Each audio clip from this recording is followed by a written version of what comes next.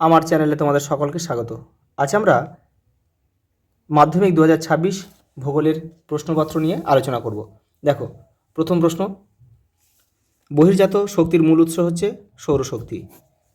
পার্বত্য হিমবাহের পৃষ্ঠদেশে সৃষ্ট গভীর ফাটলগুলোকে বলে ক্রেভাস। হেটেরোস্ফিয়ারের প্রথম স্তরটি হচ্ছে আণবিক নাইট্রোজেন স্তর। তারপর দেখো, আল্পস পর্বতের উত্তর ঢালে যে স্থানীয় বায়ুপ্রবাহের ফলে বরফ গলে যায় তা হচ্ছে ফন। শৈবাল সাগর দেখা যায় আটলান্টিক মহাসাগরে। পৃথিবীর উপর চাঁদ ও সূর্যের মহাকর্ষীয় আকর্ষণের কারণে সমুদ্র জলতলের নিয়মিত উত্থান ও পতনকে জোয়ার ভাটা বলা হয়। বর্জ্য ব্যবস্থাপনায় নিম্নলিখিত R3R এর অন্তর্ভুক্ত নয় হচ্ছে পুনর্বিন্যাস। পরটা দেখো, অন্ধ্রপ্রদেশের রাজধানী হচ্ছে অমরাবতী। কাশ্মীরের অবস্থিত হিমালয়ের পর্বতমালাটির নাম হচ্ছে জাসকর। পরটা দেখো, স্বাধীন ভারতের প্রথম বহুমুখী নদী পরিকল্পনা। স্বাধীন ভারত হচ্ছে দামোদর উপত্যকা পরিকল্পনা স্বাধীন ভারতের। পরটা দেখো, ভারতের শুষ্ক গ্রীষ্মকালে যে ফসলের চাষ করা হয় তা হচ্ছে জায়দ শস্য। পরটা দেখো, ভারতের ভারী ইঞ্জিনিয়ারিং শিল্পের একটি উদাহরণ হচ্ছে রেল ইঞ্জিন। ছত্রপতি শিবাজী আন্তর্জাতিক বিমানবন্দর কোথায় অবস্থিত? মুম্বাইতে।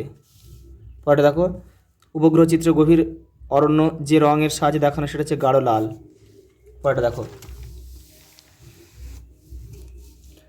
শুদ্ধ অশুদ্ধ দিয়েছে।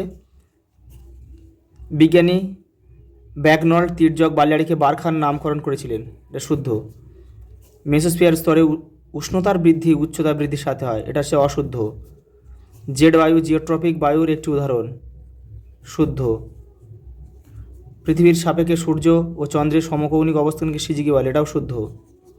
ভারতের সর্বনিম্ন জনবহুল রাজ্য হলো গোয়া, এটা অশুদ্ধ। উপকূল অঞ্চলে লবণাক্ত মৃত্তিকার ম্যানগ্রোভ অরণ্য গড়ে ওঠে, এটা শুদ্ধ। উপগ্রহ চিত্রগুলি স্কেল অনুসারে তৈরি করা হয় না, এটাও শুদ্ধ। দেখো, শূন্যস্থানটা দেখে নাও। অবরোহণ প্রক্রিয়ায় ভূমির উচ্চতা হ্রাস হয় বা কমে যায়। মরু অঞ্চলে বায়ু ও জলধারায় মিলিত সঞ্চয় কার্যের ফলে গঠিত সমভূমিকে বাজাদা বলে, বাজাদা। পরটা দেখো, কোনো স্থানের উষ্ণতা বৃষ্টিপাত লেখচিত্রে উষ্ণতার রেখাটি বছরের মধ্যভাগে নিম্নমুখী হলে স্থানটি দক্ষিণ গোলার্ধে অবস্থিত হবে।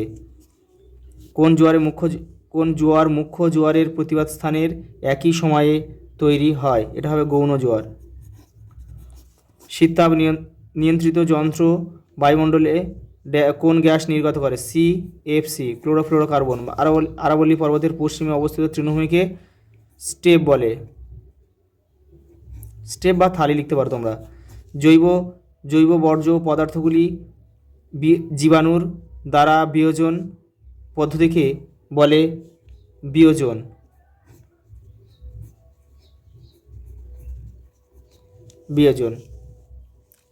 তারপরে দেখো,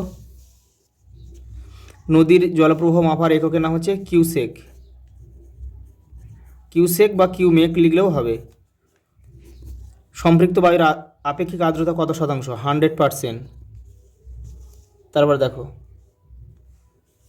মেরু অঞ্চল থেকে কোন ধরনের সমুদ্র স্রোত প্রবাহিত হয়? শীতল। তারপর দেখো, মানব শরীরে কোন বিষাক্ত বর্জ্যের উপস্থিতিতে মিনামাটা রোগ হয়? পারদ, মিথাইল মার্কারি। পারদ লিখলে হয়ে যাবে। ভারতের সর্বাধিক জলসেচ পদ্ধতির নাম হচ্ছে কূপ ও নলকূপ। পরে দেখো, ভারতে উত্তর পূর্ব মৌসুমী বায়ু কোথায় বৃষ্টিপাত ঘটায়? দক্ষিণ ভারতে তামিলনাড়ুর উপকূলে কিন্তু প্রচুর বৃষ্টিপাত ঘটায়, করমণ্ডল উপকূলে।